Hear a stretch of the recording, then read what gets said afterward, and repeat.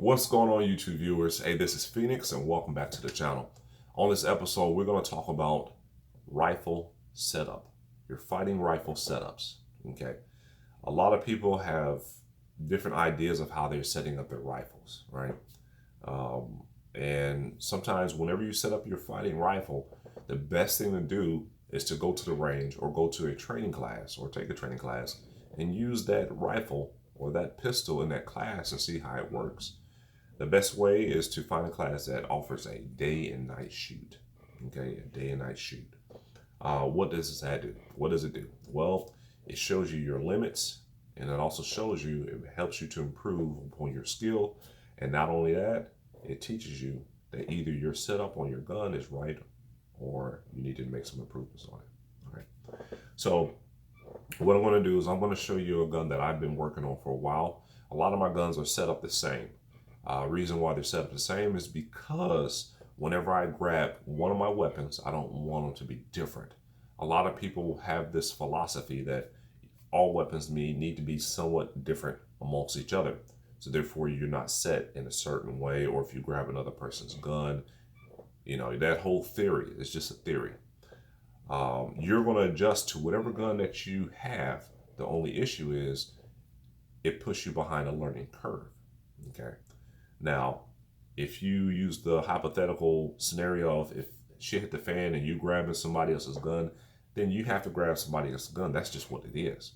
But if it's your gun, you want your guns to be all set up the same. Okay. So you don't have these little hiccups while under pressure. And that's basically what it boils down to. All right.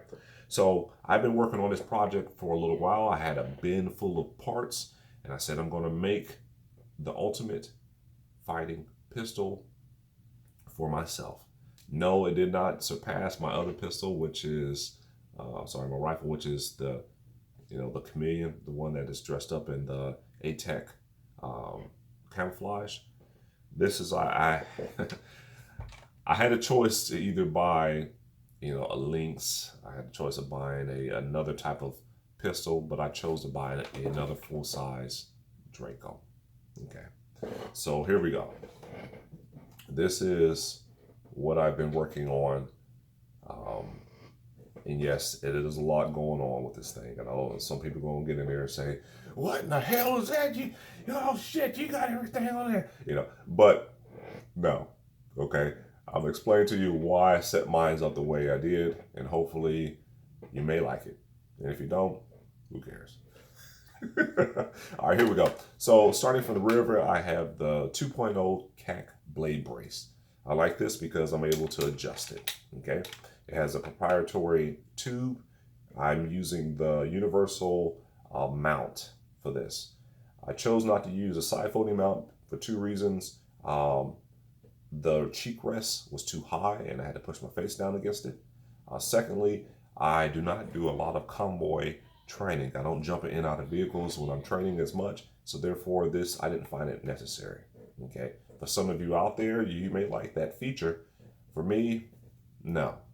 Most of you military, if they're trying to collapse their weapon to make it smaller as they're getting in and out of vehicles, that's why they have it. As for your specialized teams, like on SWAT and stuff like that, their AR-15s may have it, but for the most part, they don't, because they're not trying to have something they gotta, yank out. It's no. So they pretty much stick with the regular tube on there. All right. The next thing I have, I put an ALG trigger on this. This is a Strike Industries grip. This is I bought this off of Carolina Shooters. This is called the Realm Speed magazine release. What I like about this, let's see if I got the mag, I can just kick that thing out myself. Love it. Okay. I put this thing on every AK that I have because I cannot stand that little tab right here. Can't stand doing this. I love just taking my finger, kicking that magazine out, and feeding another one in it. All right. On this one, I have the left side charging handle. Okay. Left side charging handle.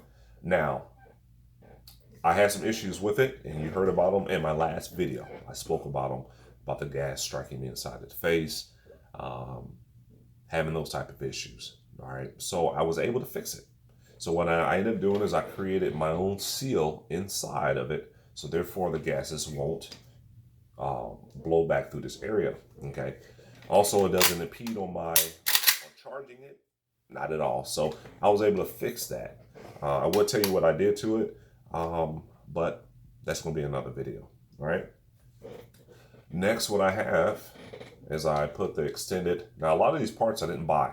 I got these parts from friends of mine that I did some work on their AKs or built them AR-15, and it bought me the parts that I wanted. Okay, that was my payment. Next thing I have is a hollow sun on a arterial mount. I love this mount. You just put in arterial mount. Hopefully it pops up, but they have been sold out. I was so thankful. I got one for myself. I'm not sure if they're still selling them anymore, but I love this thing. This is good. Reason why I like it, because it sets the red dot closer to my eye. It makes the reticles somewhat smaller. Also, when you're shooting your AK, that tube heats up, especially if you have an automatic rail. I find myself on my other gun taking my thumb and doing this sometimes, right? And it reminds me really quickly because that son bitch gets hot, right? So I like it back here because I don't have to worry about heat. So that's one plus, all right? Next, I have the Troy's battle rail that I put on this. Now, I had a Troy's battle rail, the handguard, and it was the older version that you had to use the little round squibs. I had that. I switched it out for the fact that I wanted something that was M-LOK compatible with, because that's pretty much standard. M-LOK compatible or the other version that they have, okay? I like the M-LOK, all right? I can pick any type of rails and stick it on here. It just works better for me, all right? Next I have is my little Form 1 that I worked on until I got it just right. I know I talked about having a quick detach. This is not necessarily a quick detach, but I can screw it on and off as I please. This is a Griffin ornament, okay? I don't plan on shooting this thing without this thing on there, okay? It is loud and obnoxious. If you're using this for home defense, it is best to have a can on this son bitch, because guess what? You're gonna pay for it. You're gonna go deaf. When you're in a house, and that whole theory of I want my neighbors to hear me, yeah, your neighbors and the block next door and the block on the other side of you are going to hear that stuff too. They're going to hear the blast, all right? And everybody in your house is going to suffer. So put a can on it, okay? Your neighbors are still going to hear you if you're getting a gun battle, and especially if the person that you're shooting at, the idiot that broke into your house, he's not going to have a can on his gun. And if he does, you're in some serious shit.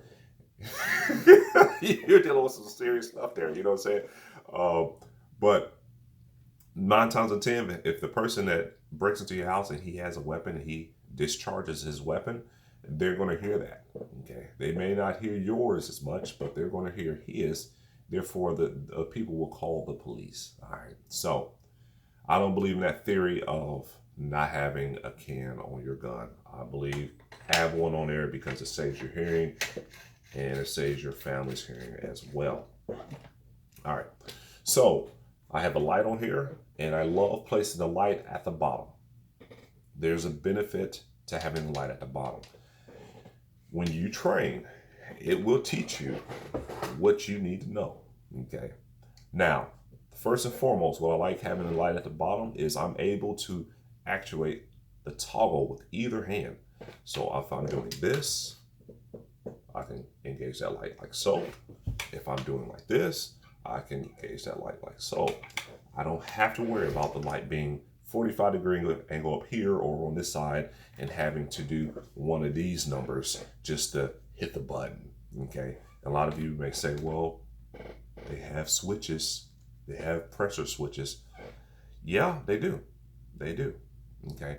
But a lot of times, whenever you set up your pressure switch, what do? They put them up here. They put them up here. You can do that. But the second reason why I like having a light at the bottom, I like to keep this gun as slim as possible. Slim as possible. Because you will learn 2 things. You have doors, you have corners, and guess what? When you're making a dynamic entry into that room, you're going to run your light, you're going to run your accessories into the wall. You're going to be doing all types of weird stuff because you're moving fast and you're trying to get in there and take care of business. That light, you're going to put that light to the test.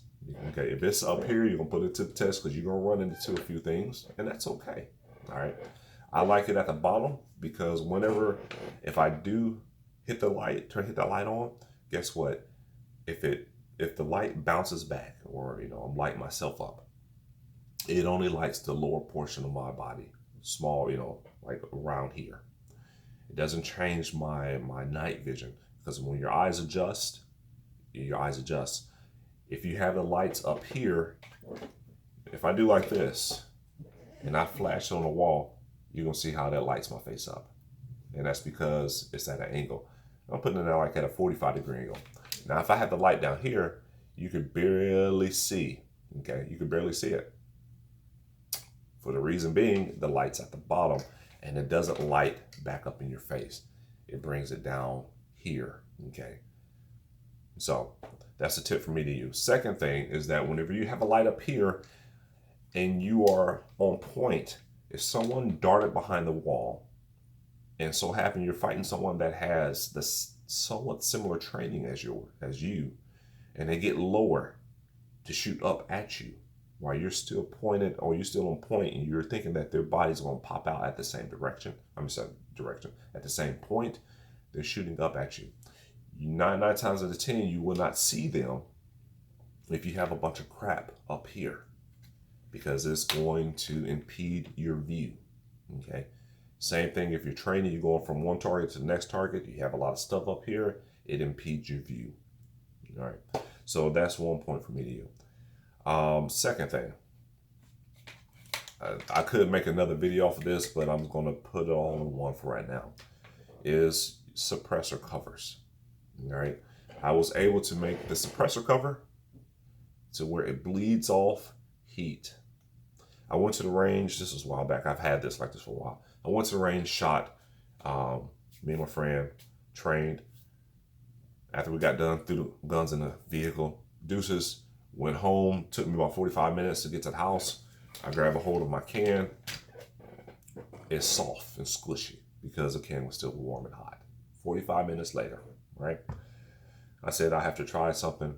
I want this can to bleed off the heat because I don't like the fact that it's holding heat, and I want it to bleed off. So I put my thinking cap on and I came up with this. So what I did is I took a measuring tape. I measured on one groove. I took a 223 case, took some pliers, squeezed the mouth to where it almost the shape of a square, and I sharpened the inside of it, and I used it as a punch, and I punch holes into it. Okay, if you notice, it's on the groove that is protruding. All right, that means on the inner part of it, you see the grooves in there. All right, so those grooves are recessed. So what that does, it allows air to travel through. Okay, so by punching holes in this thing, it allows this thing to breathe. It allows it allows the heat to dissipate off of the can. I went to the range after doing this, shot it, threw the gun in the vehicle, drove home 45 minutes later. It was room temperature. It was room temperature. I didn't have it. I was like, man, this thing cooled this thing down extremely fast. Went back to the range again, shot, warmed that can up nice and good, took the gun, put it down, talked to a couple of buddies of mine. About 10 minutes later, went to it, grabbed a hold of it. It was the temperature of the outside. It cooled down because it did not hold the heat in. So that's one tip for me to you. Hopefully you're able to use it. Bowers, this is a Bowers sleeve. And if anybody that is a big company, yes, I was able to hack it, and I was able to figure out how to make a sleeve without holding heat and still eliminate that mirage that comes off your gun. All right, so hopefully it helps you out. I don't think I have anything else. I think that's pretty much everything. This is my little baby. I'm gonna call her Midnight. Okay, I might dress up later on with some different colors. I don't know. But for right now, she looks good.